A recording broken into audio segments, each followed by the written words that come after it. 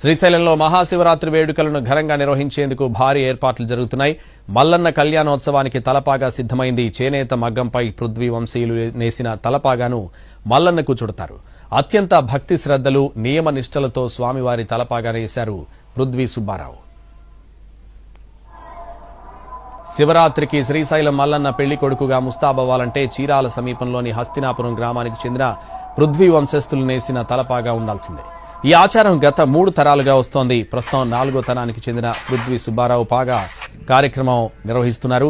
ఈ తలపాగా తయారు చేయడానికి ఏడాదంతా కష్టపడి రోజుకి మూర చొప్పున 360 మూరల చేనేత వస్త్రాన్ని తయారు చేస్తారు. స్వామివారిని స్మరించుకుంటూ సుబ్బారావుతో పాటు కుటుంబం మొత్తం వస్త్రాన్ని తయారు చేస్తారు. పృథ్వీ సుబ్బారావు తండ్రి వెంకటేశ్వర్లు 60 సంవత్సరాల పాటు తలపాగా కార్యక్రమం నిర్వహించారు. గత మార్చిలో వెంకటేశ్వర్లు శివైక్యం చెందాక సుబ్బారావు ఈ కార్యక్రమాన్ని నిర్వహిస్తున్నారు. శ్రీశైలంలో మహాశివరాత్రి రోజున ఆ పరమశివుని కళ్యాణానికి తలపాగాను తయారు చేసే అవకాశం లభించడం తమ పూర్వజన్మ సుకృతమని పృథ్వీ సుబ్బారావు అన్నారు.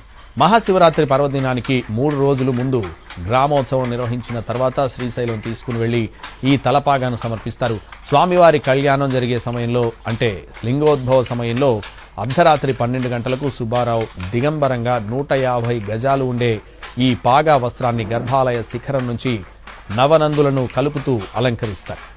ఈ వస్త్రాన్ని కళ్యాణం అనంతరం వేలం వేస్తారు. ఈ తలపాగాను దక్కించుకునేందుకు ఇతర రాష్ట్రాల నుంచి వచ్చే భక్తులు సైతం పోటీ పడతారు.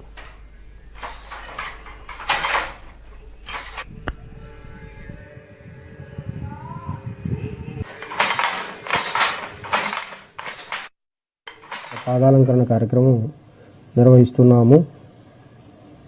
ఈ యొక్క పాగాలంకరణ కార్యక్రమంకు తెల్లని వస్త్రమును మేము కార్తీక మాసం మొదలుకొని మహాశివరాత్రి ముందు వరకు ఈ యొక్క వస్త్రమును తయారు చేస్తాము. మూర వెడల్పున 300 మూర పొడవున ఉన్న తెల్లని వస్త్రమును నియమనిష్టలతో కార్తీక మాసం మొదలుకొని మహాశివరాత్రి ముందు వరకు ఈ కార్యక్రమం ఈ వస్త్రాన్ని చేస్తాము.